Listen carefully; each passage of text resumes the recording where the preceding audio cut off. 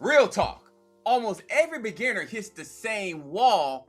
You write your little script to pull data off a site, it cruises through the first 40 requests, and then boom, everything jams. You get a wall of errors or pages that load but come back weirdly empty. Honestly, that wall has a name, and once you understand it, it stops being scary. Today, I'll walk you past it step by step like a friend explaining it over coffee. That wall is a rate limit. Basically, it's the website's way of saying, whoa, slow down, you're asking too fast. It's like a bouncer at a club door, letting people in few at a time instead of all at once. And scraping, by the way, just means automated data collection, a program grabbing public info for you instead of you copy pasting it by hand for hours. So watch this video till the end, and I'll show you a clean scraping setup for handling rate limits, how to keep your IP and fingerprints clean so you don't get blocked, and how to get 2 gigabytes of free proxies so you can start extracting data with way less risk. Checkpoint. A rate limit is the bouncer slowing you down. Now let's see what it actually looks like on your screen. When you go too fast, the server fires back at 429. That's an error code that literally means too many requests. Picture it like the website holding up a hand. Not yet, wait. Your IP address, your device's address on the internet, like a return address on an envelope, gets noticed and the door shuts for a while. But here's the sneaky one that beginners miss. Sometimes you don't get an error at all. The page loads fine, the status looks healthy, but the data is empty or repeating the same junk.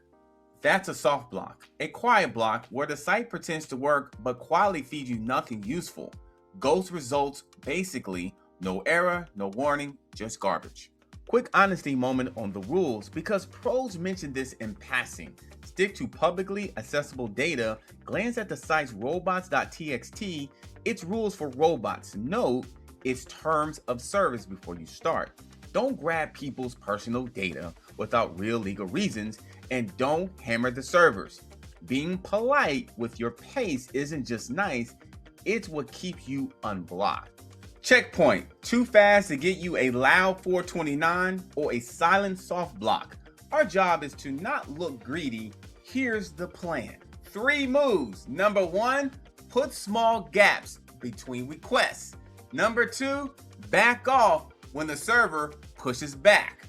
And number 3, spread out. Don't fire everything from one address.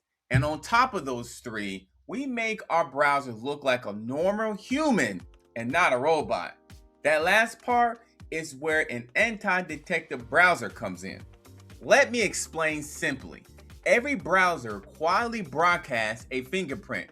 Basically, your browser's ID card, screen size, font, graphic details, time zone, all bundled together so you're identifiable. The anti-bot system, the security guard deciding who's human, reads that ID cards alongside how fast you're going. An anti-detected browser swaps that card for a clean, normal-looking one, lets you run several separate identities at once, and plugs a proxy borrowing someone else's internet connection so the site sees their address, not yours, into each one. Think of it like this. Your regular browser is like wearing the same outfit and walking the same route each day. An anti-detective browser lets you change clothes and take different paths each time. The site can't easily connect the dots and say, this is the same person scraping again. The best part for beginners is that you don't need to build any of this from scratch. GoLogin and tools like it package everything into an easy interface so you can focus on actually getting your data instead of fighting with settings all day. All right, let me show you exactly how I set this up in GoLogin. Open GoLogin. Top right corner, click the button that says Add Profile. A new profile appears with the name and a stack of fingerprint settings already filled in. Key beginner tip, don't touch those. GoLogin already picked a clean, believable combination. Fiddling with it by hand usually makes you look stranger, not safer. Now the proxy, inside that profile, find the proxy section in the settings panel and paste it in your proxy details, the address, port, username, and password your proxy provider gives you. 4 little fields. And here's the nice part. You don't set the time zone or language anywhere. GoLogin reads the proxy and matches the time zone, language, and location to wherever that IP lives automatically. One less thing to break. Then hit run on the right side of your profile row. A fresh browser window opens. That's your clean identity. This automatic matching is huge because getting the time zone or language wrong is one of the fastest ways to look suspicious. The anti-bot system notices when your browser says it's in New York, but your IP is in Germany. Letting the proxy decide those details keeps everything consistent without you having to think about it. Getting in the habit of running this quick check on iphey.com before you start scraping with a new profile is one of the small things that separates people who constantly fights blocks from people who actually get their data. It only takes 10 seconds and tells you immediately if your setup is solid or if you need to tweak the proxy. Checkpoint. You build a browser with a believable ID card and a borrowed address. Now prove it's clean before you do anything. Open a new tab in that GoLogin window and go to iphey.com. It's a free site that checks if you look human. Wait a few seconds. You want the word trustworthy in green. Here's what it checks and why each matters. Your IP class, whether your address looks like a normal home connection, residential, or an obvious server, which is a data center and easy to flag. Fingerprint consistency, do all your ID card details agree? WebRTC leaks, a sneaky feature that can leak your real address even behind a proxy. You want no leak. And time zone and language match. Your clock and language should line up with the proxy's location. Why this matters? The anti-bot checks the exact same signals. Green here means it has nothing obvious to flag. Quick real example. A data analyst pulling market research. Setup was fine, but they ran a request flat out, no pauses, faster than any human could click. The server slammed them with a 429 and locked the door. A simple 2-second gap between requests would have kept them under the radar. All the checkpoint. Green on iphey first, then pace yourself. Let's talk pacing properly. Put a small random delay between requests. Say 2 to 5 seconds, very not identical every time.